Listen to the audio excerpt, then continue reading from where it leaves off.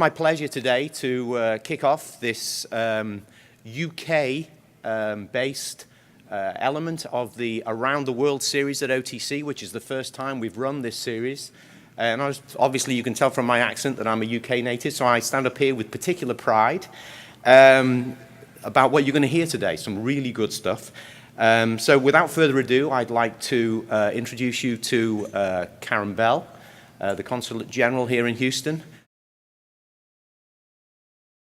There's been a real resurgence of interest in the rich investment opportunities that the UK North Sea offers, where I think we're going to hear a lot more about the potential of a 20 billion barrel of oil equivalent that's still there to be recovered, and the decades of growth that we continue to see in the UK North Sea. I'm confident that we have a strong performance base to work from. But that's only today's story. What are we building for the future? And the future picture presents itself in a simple document called Vision 2035. Vision 2035 sets out a framework for how this industry and this basin can instill, hopefully, a longevity and a confidence in investors through the long term.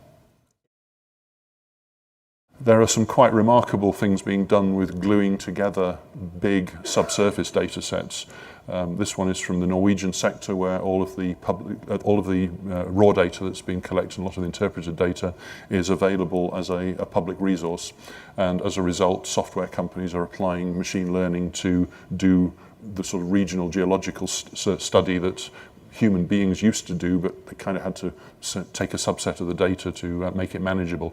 Well, the AI can now support them and actually take all of the available data, literally thousands of wells, to integrate it into regional studies. We do see a lot of opportunities. I mentioned the logistics of being in the UK, exporting to the Middle East, to Asia. Those have been interesting projects that we won recently and we're executing in the next couple of years, and we see it very positively. I think we need to be planning the US offshore wind supply chain with respect to the capacity and the capabilities within the global context, because this growth that I mentioned is happening all around the world. And so the United States cannot rely solely on the existing suppliers from Europe or from Asia, but needs to be thinking about how to bolster their own or our own supply chain here.